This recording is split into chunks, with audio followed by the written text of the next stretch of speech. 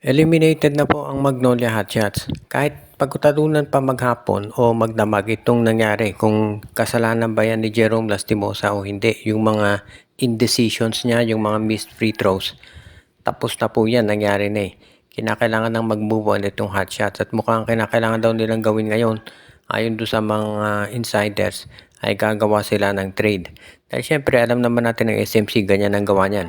Itong San Miguel na-eliminate siguradong gagawa ng trade yan at mukhang itong Magnolia ay ganun din ang gagawin. At kabilang daw sa mga players na mukhang ite-trade na ng Magnolia ay itong si Chris Kuhn at si James Laput. Kabilang daw sila sa mga players na hindi naman masyadong nagagamit na ng Magnolia at parang sila yung ilalagay sa trading block.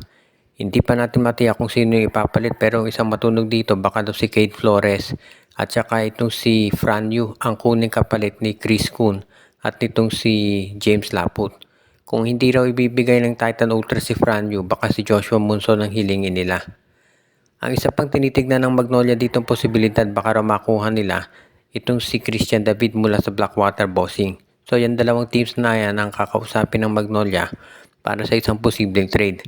Maganda naman yung naging takbo nung conference na to para sa Magnolia pero nakapanghihinayang lang yung naging talo nila dito sa Meralco Bolts. Dahil nga, meron sila sanang chance dyan.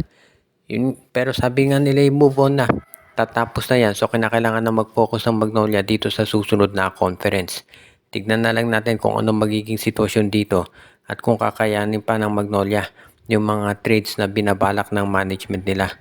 Kung sakasakali na magkaroon ng mga major trades itong management at ang Magnolia, sa tingin ko naman magiging maganda to para dito sa kanila. Kinakailangan lamang syempre na magkaroon ng panibago na i-assign o gagawing pagbabago. Ang isang team ngayon na siguradong nag-iisip din ng mga trades na posibleng gawin ay itong NLEX Road Warriors. Natalo sila sa TNT Tropa at bilang number 1 seed, syempre hindi ito maganda. Dahil kapag number 1 seed ka at ikaw ay biglang na-eliminate ng number 8, syempre anytime may hindi natitignan yan, hindi maganda yung sitwasyon. Ang isa pang hindi maganda dito para sa NLEX ay hindi ito ang unang pagkakataon na sila'y tinalo nitong TNT Tropang 5G.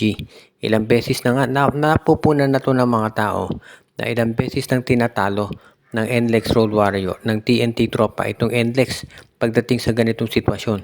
Kaya nga sabi nila hindi na ito nakakagulat at ever since nung naglaban nga sila, nung nalaman ng mga tao na sila maglalaban sa semis, marami naniwala talaga na TNT ang mananalo dyan at ganyan nga ang nangyari. Nanalo nga TNT so wala nang nagulat dito. Kaya sa ngayon, tignan natin kung ano magiging sitwasyon dito. Kung sino ang mananaig. Kung sakasakali naman na gumawa ng trade ng NLEX, hindi na ako magtataka kung si Robert Bolick ay baka ma-trade na rin.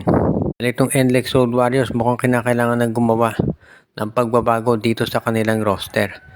Hindi pa natin natitiyak kung ano yung gagawing changes dito ng NLEX. Pero medyo kinakailangan daw nila talaga ng pagbabago kung gusto nilang malampasan itong TNT Tropa. Sa panig ngayon ni Coach Jong Chico, hindi rin natin alam kung mapapalitan to bilang head coach.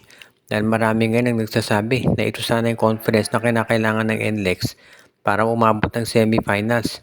Nabigay na kay Coach Jong Chico yung magaling na import na si Candy Lane. Plus, of course, nakuha din nila si Shawnee Winston pero hindi rin sumapat. Natalo rin sila sa TNT at ang pinakamalungkot dito, meron nga sila na twice to beat advantage. So, talagang masakit yun sa NLEX.